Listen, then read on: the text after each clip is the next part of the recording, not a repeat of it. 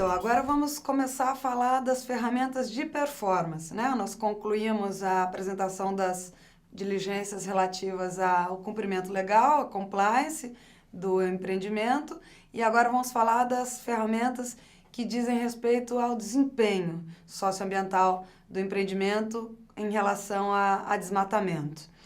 O empreendimento mais importante de todos, na verdade, a diligência mais importante de todas em relação à performance é a verificação dos procedimentos que são adotados pelo empreendedor para monitorar sua cadeia de fornecedores sob aspectos ambientais.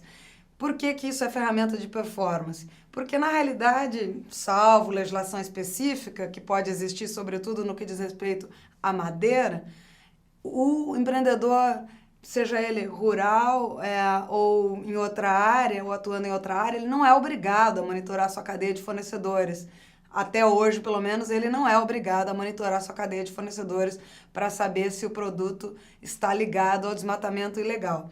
Mas o monitoramento da cadeia de fornecedores é a chave para evitar o desmatamento ilegal. Não existe nenhuma ferramenta de performance tão importante quanto essa. Rastrear a origem da matéria-prima, a origem da carne que chegou ao frigorífico, a origem do couro que chegou ao curtume, a origem da soja que chegou à indústria que produz soja para qualquer finalidade, né? Qualquer produto à base de soja. Não existe nenhuma diligência mais importante do que essa, e para isso várias iniciativas têm sido adotadas no mercado, porque isso afeta diretamente o volume de exportações das empresas que trabalham com essas commodities.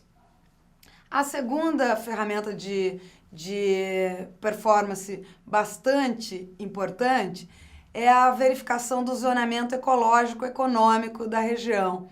E por que eu coloco essa ferramenta como extremamente importante logo depois do monitoramento da supply chain, que é uma diligência tão importante?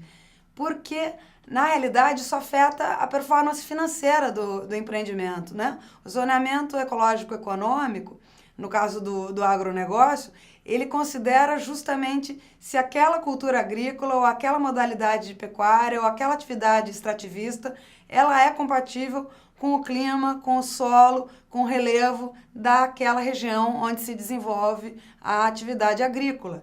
Então, não é só uma questão ambiental envolvida, é uma questão ambiental, social e econômica. Social menos, mas a questão ambiental e a questão econômica está evidente aí no zonamento ecológico-econômico.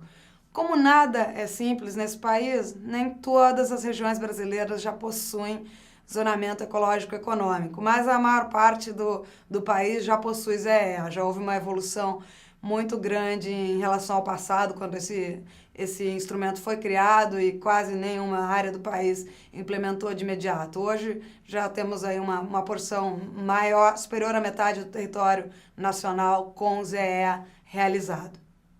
Agora, algumas ferramentas de performance, é importante lembrar, elas só se aplicam a grandes empreendimentos. Então, essas ferramentas que eu vou passar a tratar daqui para frente, de performance, elas só fazem sentido para corporações listadas na Bolsa de Valores. Então, a gente não está mais falando lá, nesse momento, de operações de crédito rural, né, para pequenos ou grandes produtores rurais.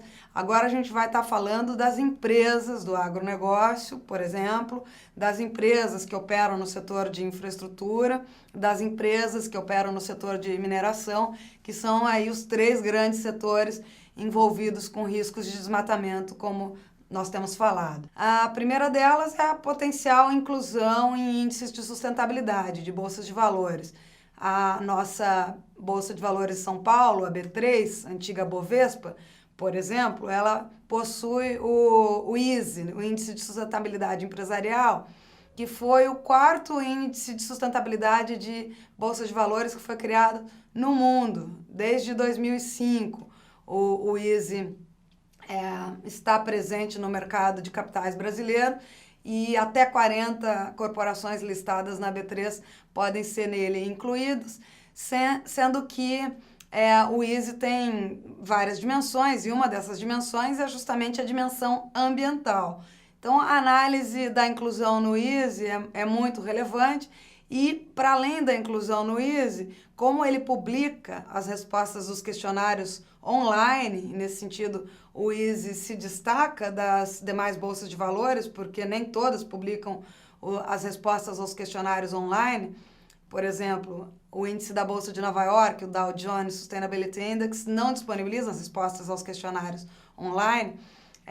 Então, no caso brasileiro, vale a pena dar uma olhada nas respostas dos empreendedores que operam aí com agronegócio, mineração ou infraestrutura, no que diz respeito à dimensão ambiental apenas. Não é preciso olhar dimensão social, nem os outros temas que possam, né, o tema de governança, nem a dimensão de governança no que diz respeito a riscos de desmatamento, obviamente. Mas é importante, é fundamental olhar as respostas desses empreendimentos, né, dessas grandes corporações, ao questionário da dimensão ambiental.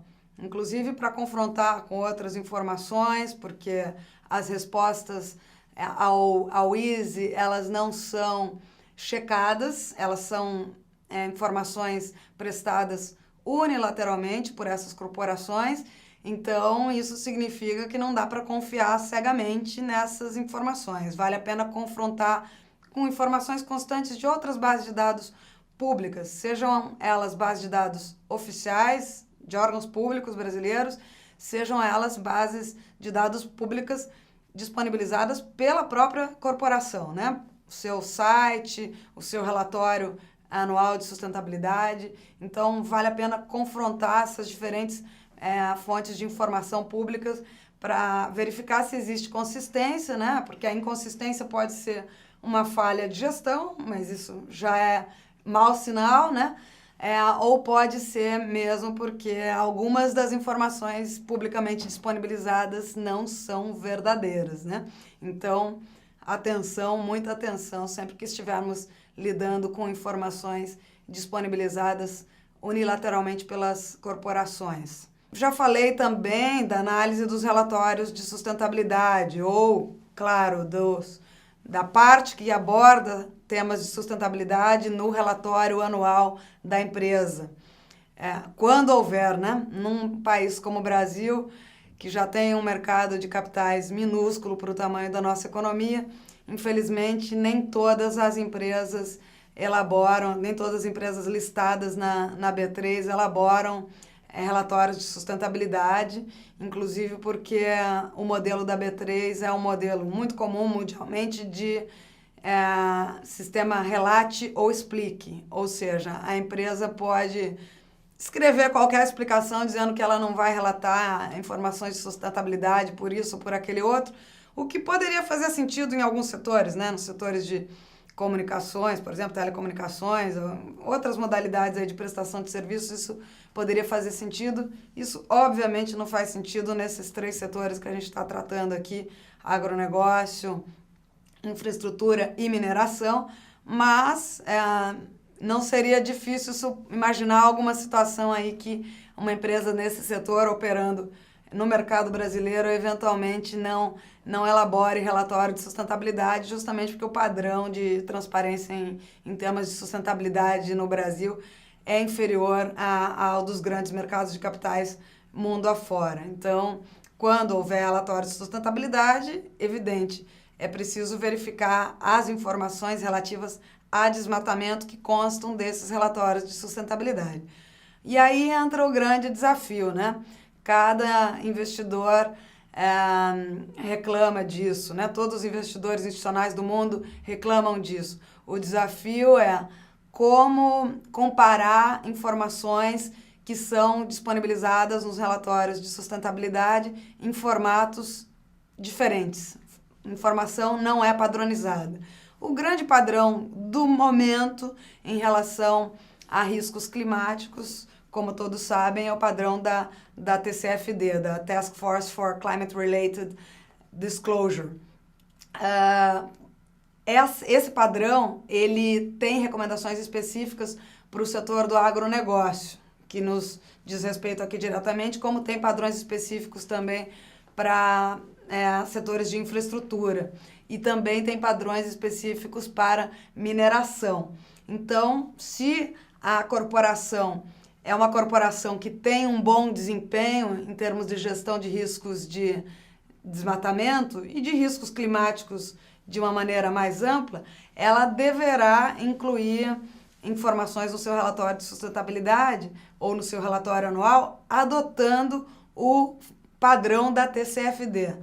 Isso já é um padrão universalmente ou comumente adotado no mercado hoje, em nível global ou em nível brasileiro? Não, infelizmente não é. Então, a própria adoção ou não do padrão da TCFD, a própria inclusão ou não de informações sobre riscos de desmatamento no relatório anual ou no relatório de sustentabilidade, quando ele é um relatório separado, já é um critério importante para se avaliar a performance ambiental de uma empresa, né? A performance dela em relação a risco de desmatamento, que é o que nos interessa de perto para esse fim que nós estamos tratando nesse momento. Uma outra iniciativa de mercado importantíssima para tratar de performance em relação a risco de desmatamento são as respostas aos questionários do chamado Carbon Disclosure Project, o CDP. O Carbon Disclosure Project, que é uma organização do terceiro setor baseada no Reino Unido, mas que tem um escritório bastante relevante aqui na América Latina, com sede em São Paulo, ele adota um modelo que inclui a divulgação das respostas aos questionários, né? Seguindo o exemplo da B3, do ISE da B3. Então, isso é muito relevante. E ele tem um questionário específico para riscos de desmatamento. Então, quando a gente está falando disso, olhar a resposta, primeiro a existência de resposta e segundo, o conteúdo das respostas aos questionários do CDP, para falar de risco de desmatamento, é mais importante até do que o que eu falei antes em relação aos relatórios de sustentabilidade ou as próprias respostas ao questionário da B3 em relação à dimensão ambiental. Por último, também afeta a questão dos riscos de desmatamento, e é uma ferramenta de mercado, portanto, só diz respeito à performance, nós temos as diversas certificações, né? Só no setor de florestas, que é o setor de risco de desmatamento ilegal mais elevado de todos, existem aí 3 ou 4 padrões de certificação diferentes que eu vou abordar no material didático, está abordado no material didático fornecido a vocês em PDF, e existem outras certificações específicas aí para pecuária, para soja, né? Existem iniciativas, mesas redondas, né? As chamadas round tables da soja sustentável, da pecuária sustentável. São iniciativas em nível global, em que o Brasil é muito ativo nessas duas commodities. Então, o fato da corporação fazer parte dessas iniciativas de autorregulação é um indicativo muito relevante de uma performance ambiental acima da média, de uma gestão de riscos de desmatamento acima da média, desde que ela não se limite a aderir, desde que ela relate de que maneira ela está implementando os padrões acordados nessas iniciativas de autorregulação. Digo isso porque, com relação à iniciativa de autorregulação, existe um fenômeno muito comum, que é o chamado fenômeno dos free riders, aqueles que tomam carona na reputação dos atores mais avançados do mercado e, na realidade, aderem à iniciativa, mas não implementam, não relatam, até porque a grande maioria das iniciativas de autorregulação mesmo que exija relato, não monitora a veracidade dessas informações relatadas, ou seja, existem limites muito significativos em relação à implementação dos compromissos assumidos voluntariamente por atores de mercado em relação a iniciativas de autorregulação. Por conta disso, vale a pena dar uma olhada na adesão a iniciativas de autorregulação, mas não é possível tirar conclusões de que aqueles compromissos estão implementados. Não é possível se contentar com a mera iniciativa, é preciso olhar o conteúdo do relatório, quando existe relatório, e em relação ao conteúdo do relatório, vale tudo que eu já falei em relação a relatórios, a respostas a questionário da B3, relatório de sustentabilidade, a resposta a questionários do CDP.